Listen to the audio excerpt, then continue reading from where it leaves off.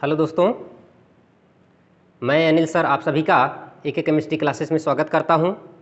दोस्त, इसके पहले जो है हम लोग चर्चा कर चुके थे। हम आपको पढ़ा रहे थे जैसे ऑर्गेनिक कंपाउंड था उसको हमने बताया था, उसका जो है डिवीज़न किया था संरचना के आधार पर और क्रियात्मक समूह के आधार पर, है ना। तो ये हमारा क्या हो गया था, पार्ट्स कंप्लीट हो गया था। आज जो हमको पढ़ना था एक छोटा सा पार्ट है, क्या, होमोलॉगस सीरीज का। आज हमको जो पढ़ना है, क्या पढ़ना है, होमोलॉगस सीरीज पढ़ना है, जिसे क्या कहा जाता है, सजाती श्रेणी कहा जाता है ना। सजाती श्रेणी कहा जाता है, इसको पढ़ना है। और इसके बाद जो है हम नामकरण की चर्चा कर लेंगे। किसकी चर्चा करना शुरू करेंगे, नामकरण की चर्चा शुरू करेंगे। तो दोस्तों, जैसे होमोलॉगस सीरीज क्या है, यहाँ पर मैंने जो है पहले से ही आपके सामने क्या किया है, मैंने लिख रखा है कि homologous series can be defined as a group. यह क्या होता है, एक ग्रुप होता है। क्या होता है, एक ग्रुप होता है। कह रहा है कि can be defined as a group of compound. ये क्या होता है, यौगिकों का क्या है, समूह है, ग्रुप ऑफ कंपाउंड है। क्या है, ग्रुप ऑफ कंपाउंड। क्या है, group of compound in which various member has similar structure. इसके जो विभिन्न प्रकार, इसके जो विभिन्न मेंबर होते हैं, एक से अधिक मेंबर होते हैं, उनका जो है क्या होता है, सिमिलर स्ट्रक्चर। क्या होता है, स्ट्रक्चर क्या होता है, सिमिलर होता है। फीचर है ना, feature and similar chemical property, और उसका केमिकल प्रॉपर्टी भी क्या होता है, सिमिलर होता है, समान होता है। And successive members differ in their molecular formula by CH2। इसके जो सक्सेसिव मेंबर होते हैं, कहने का मतलब जो मेंबर बढ़ते हुए क्रम में रखे जाते हैं, उनमें क्या होता है, सक्सेसिव मेंबर में क्या होता है, CH2 का अंतर पाया जाता है। किसका अंतर पाया जाएगा, हमेशा CH2 का अंतर पाया जाता है। फिर यहाँ पर जो है आपका है जनरल प्रॉपर्टी या general characteristics of homologous series. इसकी जो है जनरल कैरेक्टरिस्टिक्स क्या है, तो अभी आप देखेंगे, all compound in the series are composed of same element and contain same functional group. यहाँ पर कह रहा है कि सभी मेंबर्स जो होंगे, है ना, ऑल कंपाउंड्स, सभी यौगिक, इन दी सीरीज, इस सीरीज के, are composed of same element, समान क्या होते हैं, समान तत्वों से बने होंगे, समान प्रकार के एलिमेंट से बने होंगे। और क्या होता है, इसमें क्या होता है, फंक्शनल ग्रुप भी क्या होता है, सेम हो सकता है। फंक्शनल ग्रुप भी क्या होता है, सेम रहेगा। फिर कह रहा है कि all compound in the series can be represented by a general formula. क्या होता है, सभी जो है कंपाउंड इसके जो होते हैं, एक जनरल फार्मूला होगा इसका। इसके जितने सक्सेसिव मेंबर होंगे उनका जनरल फार्मूला क्या होगा, एक ही होगा, जनरल फार्मूला चेंज नहीं रहेगा। अब देखिए, the molecular formula of every two adjacent member, कह रहा है the molecular mass, molecular mass of every two adjacent member differs by 14। किससे, ये जो है 14, कहने का मतलब है इसके जो मॉलिक्यूलर मास में जो इसके जो है जो अंतर आता है, वो कितने का आता है, 14 का अंतर आता है। क्योंकि भैया जो CH2 है, आप जानते हैं भैया, अगर आप देखना चाहेंगे तो कार्बन है ना, कार्बन की जो द्रव्यमान संख्या होती है, जो मास होता है, कितना होता है, 12 होता है।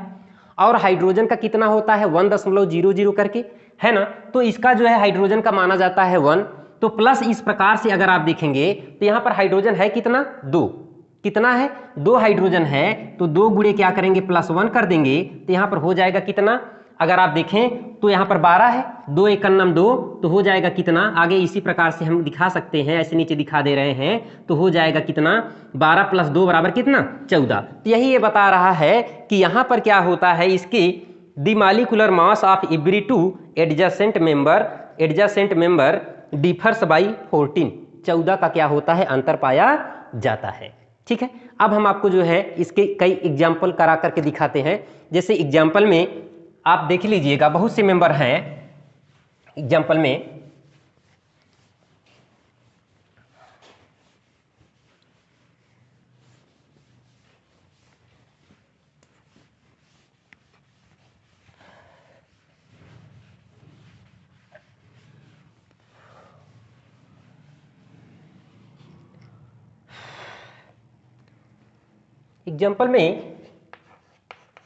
एग्जाम्पल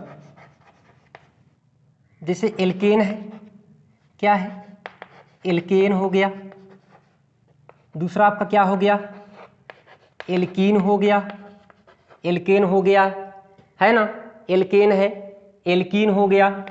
फिर क्या है आपका, एल्काइन है।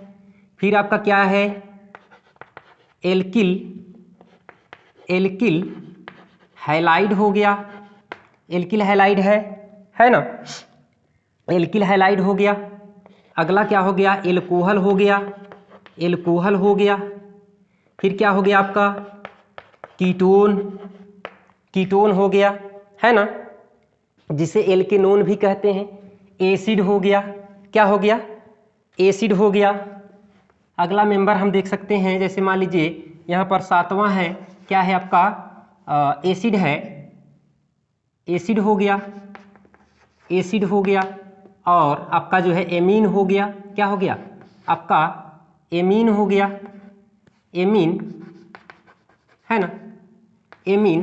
तो कोई भी आप क्या कर सकते हैं, कोई भी, चाहे आप एल्केन का ले लीजिए, चाहे एल्कीन का ले लीजिए, चाहे एल्काइन का ले लीजिए, सबका आप देखेंगे तो क्या होगा, इसके सक्सेसिव मेंबर में कितने का अंतर आएगा, CH2 का अंतर आएगा।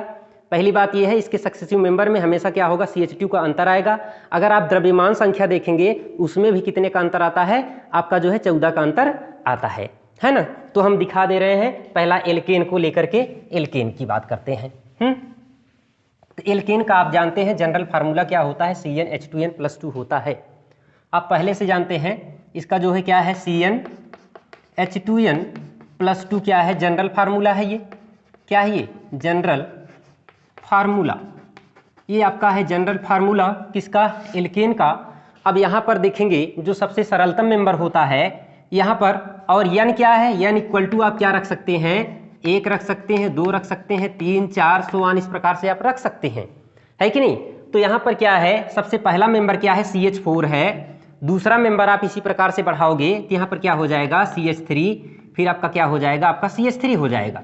फिर अगला मेंबर आप बढ़ाओगे तो यहाँ पर क्या हो जाएगा, CH3, तीसरा मेंबर, फिर क्या होगा CH2, फिर क्या होगा CH2, फिर क्या हो जाएगा CH3, है ना। अच्छा, तीसरा मेंबर है ये, तीसरा मेंबर इसी प्रकार से आप देखेंगे तो क्या हो रहा है, आपका क्या है, CH3 है। फिर अगला जो है CH3, CH2, फिर आपका क्या है, CH3 है। तो इस प्रकार से अगर आप देखें तो सबका जनरल फार्मूला वही है। और यहाँ पर दो सक्सेसिव मेंबर के बीच में अगर आप देखेंगे तो आपको कितने का अंतर मिलेगा, CH2 का अंतर मिलेगा। कितने का अंतर मिलता है, CH2 का अंतर मिलता है। भैया यहाँ पर देखिए एक कार्बन है, यहाँ पर क्या हो गया, कार्बन 2 हो गया। यहाँ पर देखिएगा तो कार्बन कितना है, 1 है, और हाइड्रोजन कितना है, 4 है। यहाँ पर कार्बन कितना है, 2 है, हाइड्रोजन कितना, 6 है। इसका मतलब इसमें क्या हो गया, CH2 बढ़ गया है।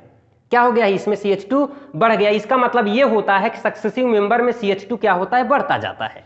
यहां पर आप देखिएगा इन दोनों के बीच में तो किसका अंतर आ रहा है, CH2 का अंतर आ रहा है। और इन दोनों में भी किसका अंतर आएगा, CH2 का अंतर आएगा। और इन दोनों मेंबर के बीच में किसका अंतर आएगा, CH2 का अंतर आएगा। किसका अंतर आएगा, CH2 का अंतर आएगा। अब आप देख लीजिएगा कि भैया यहाँ पर कार्बन 1 था, यहाँ पर कार्बन 2 हो गया, यहाँ पर हाइड्रोजन कितना, 4 था, तो यहाँ पर हाइड्रोजन कितना हो गया, 6 हो गया है। अब इनमें आप देखेंगे तो यहाँ पर CH3 है, CH3 है, यहाँ पर भी CH3, यहाँ पर CH3, लेकिन बीच में CH2 बढ़ गया। इसका मतलब क्या है, CH2 का अंतर तो आ ही रहा है। आ रहा है कि नहीं आ रहा है, समझ में आ रही बातें। आप देखिए इसी प्रकार से यहाँ पर देखिए CH3 है, CH2 है, CH3 है, लेकिन यहाँ पर अगर आप देखेंगे तो यहाँ पर आपको क्या है, एक CH3 यहाँ पर तो एक CH3 यहाँ पर भी है, एक CH2 यहाँ पर तो एक CH2 यहाँ पर भी है, एक CH3 यहाँ पर है तो एक CH3 यहाँ पर है। ये CH2 क्या हो गया, बढ़ गया। इसका मतलब किसका अंतर आ गया, CH2 का अंतर आ गया। किसका अंतर आ गया, CH2 का। और आप जानते हैं CH2 का अंतर होने का मतलब है इसके जो मॉलिक्यूलर मास में कितने का अंतर मिलेगा, सबके 14 का अंतर मिलेगा। कितने का मिलेगा, 14 का मिल जाएगा, क्योंकि CH2 का जो है मॉलिक्यूलर मास कितना है, 14 है। कितना है, 14 है। ठीक है, तो अगला आप देख लीजिए, जैसे एल्कीन की बात करोगे, एल्कीन में भी यही होगा, एल्काइन में भी यही होगा। अगला हम क्रियात्मक समूह आपको दिखाते हैं, कौन सा, एल्कोहल को दिखा देते हैं। अगला जो है हम दिखाते हैं आपको एल्कोहल। तो आप इसको जो है क्या करेंगे, अपने नोट्स में क्या करेंगे, नोट कर लेंगे, है ना। अगला जो है हम आपको बता रहे हैं एल्कोहल। किसकी चर्चा करते हैं, एल्कोहल की। देखिए एल्कोहल क्या है, एल्कोहल जो है दूसरा आपका है एल्कोहल। एल्कोहल है, एल्कोहल में भैया अब सबसे पहला मेंबर कौन है आपका, CH3 है और यहाँ पर OH है, ये है, इसे क्या कहा जाता है, मेथिल एल्कोहल। क्या कहते हैं, मेथिल एल्कोहल। ठीक है, फिर आगे आप जाओगे तो CH3 CH2 फिर क्या है OH, इसे क्या कहा जाता है, एथिल एल्कोहल। ये आपका क्या है, एथिल एल्कोहल है ना। फिर इसी प्रकार से और आगे आप जाओगे तो यहाँ पर क्या हो जाएगा, CH3 CH2 फिर आगे क्या है CH2 फिर आगे क्या है OH है। तो यहाँ पर आप देखेंगे सक्सेसिव मेंबर्स, तो इसका क्या होगा, नंबर ऑफ कार्बन कितने हैं, 3 है, तो इसको क्या कहते हैं, प्रोपिल एल्कोहल हो जाएगा। इसी प्रकार से और आगे आप जाओगे, है ना, जब और आगे आप जाओगे तो यहाँ पर नंबर ऑफ कार्बन हम बढ़ा दे रहे हैं। यहाँ पर जो है इस प्रकार से नीचे दिखा दे रहे हैं, क्या है, CH3 CH2 फिर आगे क्या है आपका CH2 फिर इस प्रकार से OH है। तो आप देखिए यहाँ पर सक्सेसिव मेंबर्स सभी क्या है, एल्कोहल समूह के हैं और इसमें क्रियात्मक समूह सब में क्या है, OH है। सबका क्रियात्मक समूह क्या है भैया, OH है। सबका क्रियात्मक समूह क्या है, OH है। एक ही क्या है, क्रियात्मक समूह के यौगिक है। आपको बताया गया है कि इसमें जो सक्सेसिव मेंबर होंगे उसमें क्या होगा, अगर होमोलॉगस सीरीज होगी, सजातीय श्रेणी कह रहा है, तो कहने का मतलब सभी किस जाति के होंगे, एक ही जाति के होंगे। जब एक जाति के होंगे तो क्या कहलाएगा, होमोलॉगस सीरीज कहलाएगा। समझ में आ रही बात। तो यहाँ पर आप देखिएगा, अब यहाँ पर इन दोनों के बीच में, इन दोनों मेंबर के बीच में किसका अंतर आता है, CH2 का। किसका अंतर आएगा, CH2 का। और इन दोनों मेंबर के बीच में भी किसका अंतर आएगा, CH2 का अंतर आएगा। और ये जो ये मेंबर है ना, तो यहाँ पर आप देख लीजिएगा, इन दोनों मेंबर के बीच में भी किसका अंतर आता है, CH2 का अंतर आता है। किसका अंतर आता है, CH2 का, है ना। इसी प्रकार से और आगे हम आपको दिखा देते हैं किसका, एल्किल, किसका दिखा देते हैं, एल्किल हैलाइड को दिखा देते हैं। एल्किल हैलाइड को अगर आप जो है इसकी द्रव्यमान संख्या देखना चाहते हैं तो द्रव्यमान संख्या भी देख सकते हैं, है कि नहीं। जैसे मैं यहाँ पर एक एक को जोड़ करके दिखा देता हूँ। कार्बन का होता है कितना, 12 होता है। हाइड्रोजन कितना है, 3 है। 3 एक 4 हाइड्रोजन है, तो सीधा मैं यहाँ पर लिख दे रहा हूँ कितना, 4। और ऑक्सीजन कितना होता है, 16 होता है, तो प्लस मैं यहाँ पर कर दे रहा हूँ 16। तो आप देखिएगा यहाँ पर जो है मैं ऊपर हटा दे रहा हूँ, सबकी द्रव्यमान संख्या मैं ऊपर लिख देता हूँ, तो थोड़ा अच्छा हो जाएगा, है कि नहीं, अच्छे से आपको समझ में आएगा। तो यहाँ पर आप देखिएगा मैंने यहाँ पर जोड़ दिया है, कितना है, 12, है ना। 12 + 4 कितना हो गया, 16, और 16 कितना हो जाता है, 32। तो इसकी जो है जो मॉलिक्यूलर मास है कितना हो गया, 32 हो गया।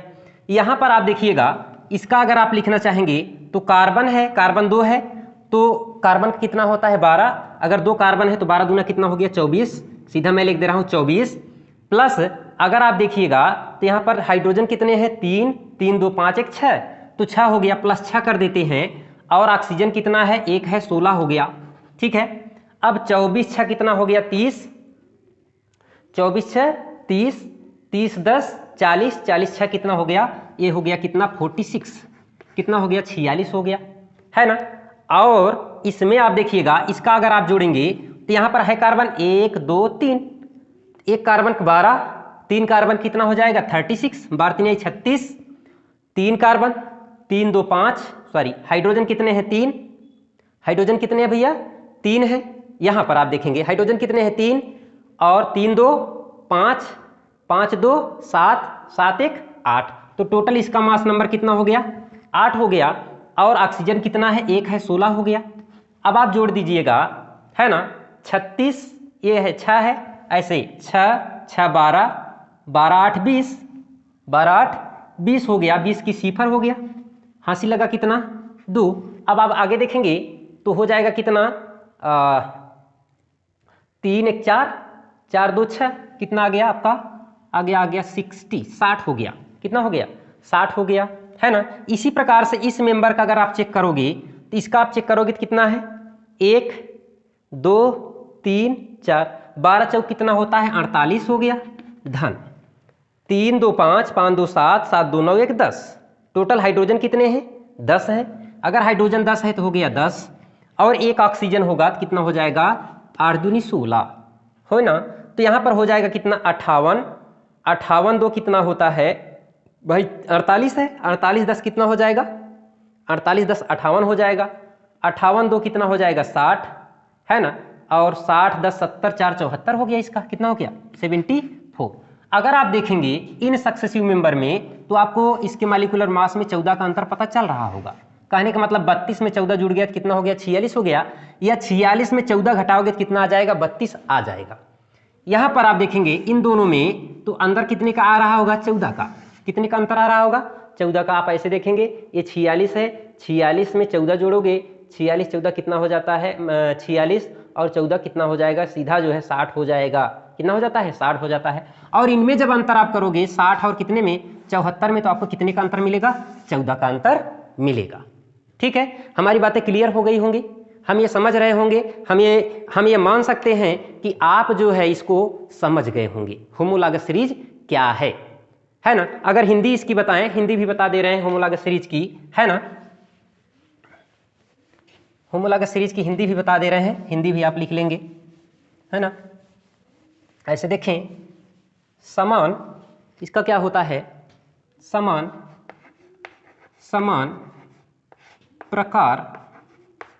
प्रकार की क्रियात्मक समूह वाले यौगिकों को उनके है ना, उनके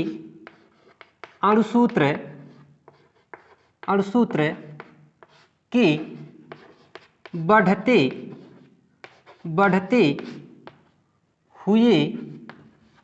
हुए क्रम में व्यवस्थित करने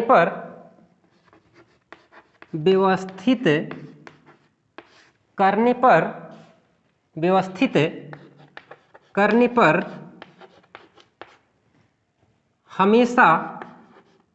हमेशा CH2 का अंतर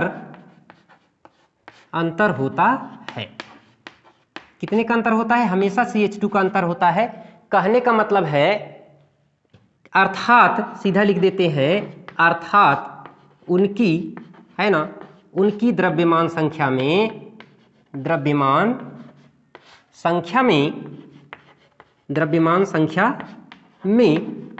14 का अंतर आता है। कितने का, 14 का अंतर होता है।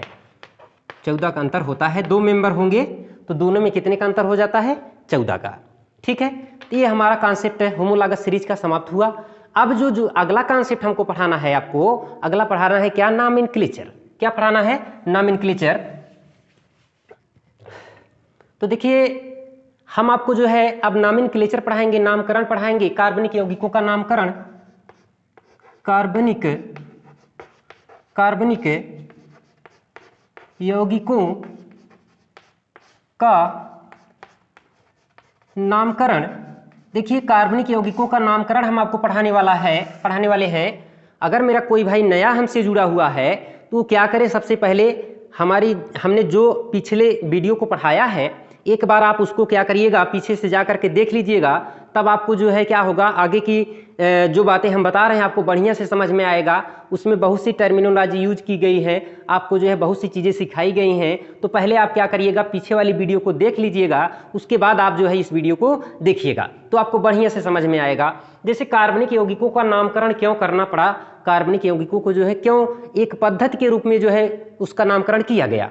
होता क्या है, प्रारंभ में कार्बनिक यौगिकों का जो नामकरण होना था, उसमें जो है क्या थे, कम थे। उस समय क्या थे, अगर नामकरण की बात करें तो उस समय जो है सबसे पहले जब किसी भी ऑर्गेनिक कंपाउंड का नाम रखा गया तो कैसे रखा गया, क्यों रखा गया, वो जहां पर पाया गया सोर्स के आधार पर, उसके प्रकृति के आधार पर उसका नामकरण कर दिया गया था, लेकिन वर्तमान में इतने जो है कई लाख जो है ना, लगभग 23 से 25 लाख जो है क्या है कार्बनिक यौगिक प्राप्त हुए। अब उनका जो है नामकरण करना क्या हो गया, असंभव हो गया। तब क्या किया गया, जो है नामकरण की पद्धति ले आई गई, है ना। तो जैसे नामकरण की, कार्बनिक यौगिकों के नामकरण की दो पद्धतियां हैं। एक पद्धति को कहा जाता है क्या, साधारण पद्धति। क्या कहा जाता है, साधारण पद्धति कहा जाता है ना। इसे ट्रिवियल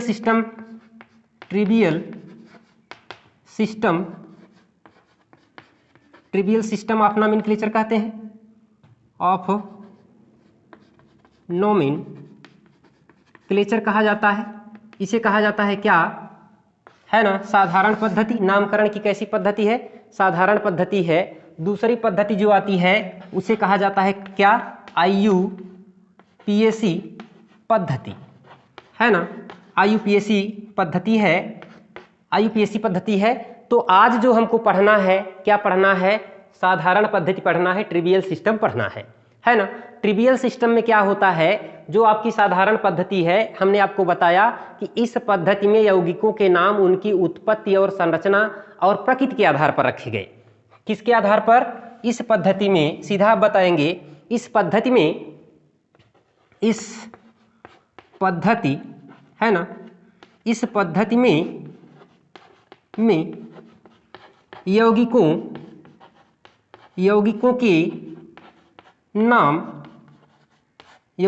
नाम उनकी क्या है, उनकी प्रकृति, प्राप्ति स्थान, क्या प्रकृति, प्राप्ति, है ना, प्रकृति, और क्या है, प्राप्ति स्थान, गुण और क्या, संरचना, गुण संरचना इत्यादि के आधार पर किया गया। हुआ क्या भैया, इन्होंने क्या किया, साधारण पद्धति में कोई तत्व जहां से पाया गया, जहां से निकाला गया, उसके नाम पर उसका नामकरण कर दिया। जैसे गोबर से पाई जाने वाली गैस को क्या कह दिया इन्होंने, गोबर गैस कह दिया। क्या कह दिया, गोबर से पाई जाने वाली गैस, गोबर में कौन सी गैस पाई जाती है, मीथेन गैस पाई जाती है, लेकिन उसको क्या कहा गया, उसको कहा गया क्या, उसको कहा गया गोबर गैस, है ना। और आप देखेंगे इसी प्रकार से आपके जो है यही गैस, मीथेन गैस क्या हो गई, दलदली स्थानों में पाई गई, उसको कहा गया क्या, उसको कहा गया मार्स गैस। मीथेन गैस, जैसे हम आपको इसका उदाहरण बता दे रहे हैं, किसका, मीथेन गैस का बता रहे हैं कि मीथेन गैस कहाँ से पाई गई थी, मीथेन गैस कई स्थानों पर पाई गई। मीथेन गैस गोबर में पाई गई तो उसको क्या कहा गया, गोबर गैस कहा गया। मीथेन गैस कहाँ पर पाई गई, आपकी जो है सड़ी गली स्थानों पे, दलदलों में पाई गई, जहाँ पर क्या होता है, दलदल होते हैं, है ना, जहाँ पर क्या होते हैं, लकड़ी के पेड़ पौधे होते हैं, जहाँ पर पत्तियाँ गिरती हैं, सड़ती हैं, तो वहाँ पर क्या होता है, दलदल होते हैं। तो सड़े गले स्थानों से पाई गई, है ना, दलदलों में पाई गई, तो उसे क्या कहा गया, मार्स गैस कहा गया। और यही गैस क्या होती है, जब कोयले की, जहाँ पर खदान होती है, कोयले की खदान में क्या करती है, वहाँ पर क्या होती है, गैस के साथ मिल करके क्या होती है, बहुत विस्फोट करती है, तो उसे कहा गया था फायर डैम्प। क्या कहा दिया गया, फायर डैम्प कहा गया। एक ही गैस है, आप देख लीजिएगा कि इसकी नेचर क्या है, प्रकृति क्या है ना, कहाँ पर पाया गया, उसके आधार पर इसका नामकरण कर दिया गया था, है ना। तो पहला हम जो है आपको बताते हैं इसमें क्या क्या। तो पहला ये बताया गया नाम पद्धति में आपको कि भैया एक ही गैस है जिसका नाम मीथेन है। पहला किसका नाम है, मीथेन गैस है। ये मीथेन गैस भैया क्या हो गई, कहाँ कहाँ पाई गई, पहला पाई गई कहाँ पर, गोबर। जब गोबर में पाई गई, है ना, तो इसे क्या कहा गया था, इसे कहा गया गोबर गैस। क्या कहा गया, गोबर गैस। क्या कहते हैं, गोबर गैस कहा गया, है ना। और यही गैस कहाँ पाई गई थी, दलदली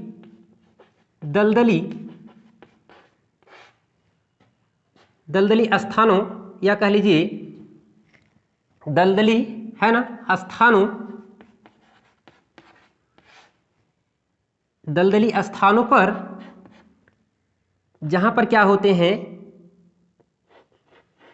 लकड़ी, है ना, पत्तियां, लकड़ी पत्तियां इत्यादि क्या होती हैं, सड़ी रहती हैं। तो भैया जब लकड़ी, पत्तियां, घास फूस सब जहां पर सड़े हुए हैं तो वहां पर क्या होगा, वहां पर जो दलदली स्थान है वहां पर जो गैस पाई गई है उसको कौन सी गैस कहा गया था, उसको कहा गया था मार्स गैस। क्या कहा गया, मार्स कह दिया गया। इन्होंने क्या कहा, उसको कहा मार्स गैस कहा। क्या कह दिया, मार्स गैस कह दिया। और तीसरा जो है यही गैस क्या किया, खदानों में क्या किया, विस्फोटक के रूप में कार्य किया। कहां पर, खदान में। कहां की खदान, कोयले की खदानों में।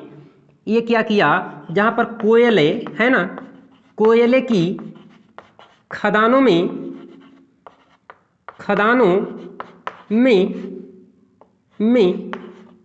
वायु के साथ मिलकर, वायु के साथ मिलकर विस्फोटक क्या बनाती है, विस्फोटक का कार्य करती है। वहां पर क्या होता है, जब विस्फोटक का कार्य करती है तेजी से क्या होता है, उसमें क्या होता है, बहुत तेजी से क्या होता है, आग लग जाती है। तब उसे क्या कहा गया था, फायर डैम्प कहा गया। क्या कहा गया था, फायर डैम्प कहा गया। क्या कहा गया था, फायर डैम्प कहा गया। ठीक है, आप समझ गए होंगे। अब एक ही गैस है भैया, तो इसके कितने नाम हो गए, 3 हो गए, है ना। गोबर गैस कह दिया गया, और है क्या ये, मेथेन है क्या ये, मेथेन CH4 है। एक ही गैस है, इसका क्या है, कई नाम हो गया। ठीक है, आगे हम चलते हैं। जैसे देखें, दूसरा है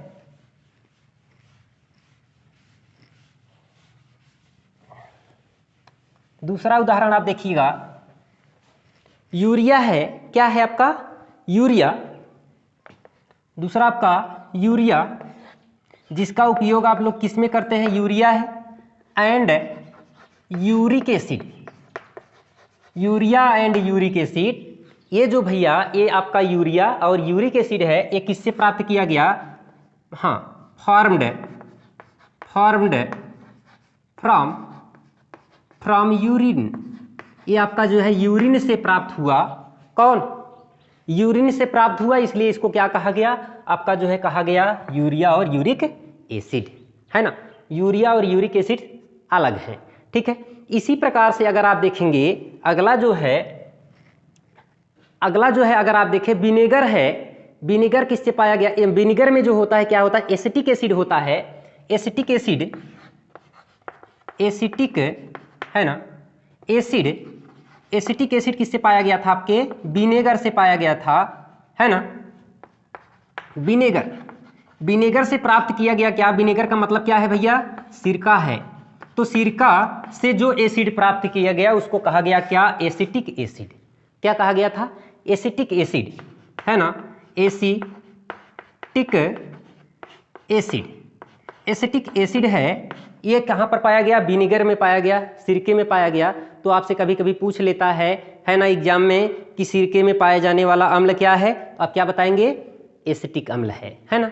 कभी कभी पूछ लेता है कि बाजार में, मार्केट में, चाउमीन में यूज किया जाने वाला एसिड क्या है, तो आप क्या बताएंगे, एक आपका कौन सा है एसिड है, एसिटिक एसिड है ना। इसी प्रकार से अगर आप चौथा देखें, तो एक प्रकार की लाल चींटी होती है, जिसको क्या कहते हैं, फार्मिका कहते हैं। उससे प्राप्त किया गया था कौन सा एसिड प्राप्त किया गया, फार्मिक एसिड। क्या प्राप्त किया गया था, फार्मिक एसिड, है ना। फार्मिक एसिड फार्म्ड फ्रॉम किससे, रेड एंट फार्मिका से एक प्रकार की लाल चींटी थी, जिसका नाम क्या था, फार्मिका। उससे प्राप्त किया गया कौन सा, फार्मिक एसिड प्राप्त किया गया। तो एक प्रकार की लाल चींटी थी, ये क्या है, रेड एंट है ना। रेड एंट, लाल चींटी, जिसे क्या कहा गया था, लाल चींटी है, जिसे कहा गया फार्मिका।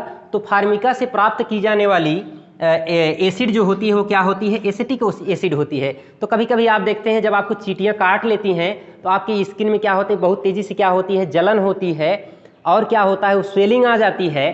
तो भैया ये क्या इंजेक्ट कर देती हैं आपके शरीर में, ये आपके शरीर में क्या इंजेक्ट करती होंगी? एसिड। क्या इंजेक्ट कर देती होंगी? एसिड। तो इसके प्रभाव को समाप्त करने के लिए वहां पर क्या यूज कर देना चाहिए? आपको यूज कर देना चाहिए क्या? बेस। आप जानते हैं क्योंकि एसिड का प्रभाव कौन समाप्त कर सकता है? बेस समाप्त कर सकता है। तो इसलिए हमको क्या करना चाहिए? एसिड के प्रभाव को समाप्त करने के लिए वहां पर क्या कर देना चाहिए? बेस का प्रयोग कर देना चाहिए, है ना। इसी प्रकार से एक आपका है क्या? ब्यूटायरिक एसिड है। ब्यूटायरिक एसिड कौन सा एसिड है? ब्यूटायरिक एसिड है। यह भैया ब्यूटायरिक एसिड एक्सट्रैक्टेड फ्रॉम, या आप कह सकते हैं ब्यूटायरिक एसिड है ना, फॉर्म्ड फ्रॉम, इसको किससे प्राप्त किया गया था? फॉर्म्ड फ्रॉम, है ना, रैंसिड बटर। कैसा बटर है? रैंसिड बटर, मक्खन है ना। जब मक्खन को क्या किया जाता है, आप जो है उसको रख देते हैं तो उसमें क्या हो जाता है? धीरे धीरे क्या होता है? महक आने लगती है ना, सड़न जैसे उसमें हो जाती है। तो यहाँ पर वही चीज कह रहा है कि रैंसिड का मतलब होता है ऑक्सीडाइज्ड हो जाना। जब रैंसिड बटर है, ये रैंसिड बटर से प्राप्त किया गया कौन सी एसिड?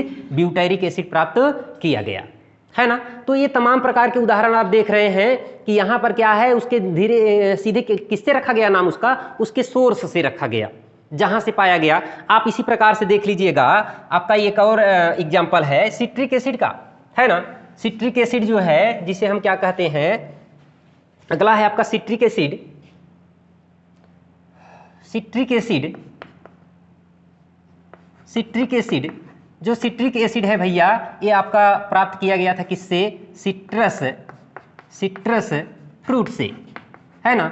सिट्रस फ्रूट्स से जो है आपका प्राप्त किया गया क्या? सिट्रिक एसिड प्राप्त किया गया, है ना। तो इस प्रकार से आप देख रहे हैं कि यहाँ पर सीधे जो है यौगिकों के नाम क्या किए गए थे? उसकी उत्पत्ति के आधार पर जो है, जहाँ से वो प्राप्त किया गया उसके आधार पर रख दिया गया। और एक चीज है आपका जो है, एक आप देखेंगे कि यहाँ पर क्या किया गया था, आपकी जो है ऊड से प्राप्त किया गया। ऊड से प्राप्त किया गया क्या? ऊड से प्राप्त किया गया था किससे? ऊड स्प्रिट, है ना। Wood spirit formed from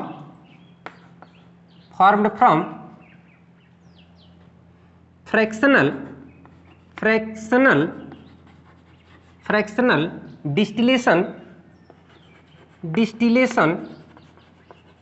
distillation of ऊड,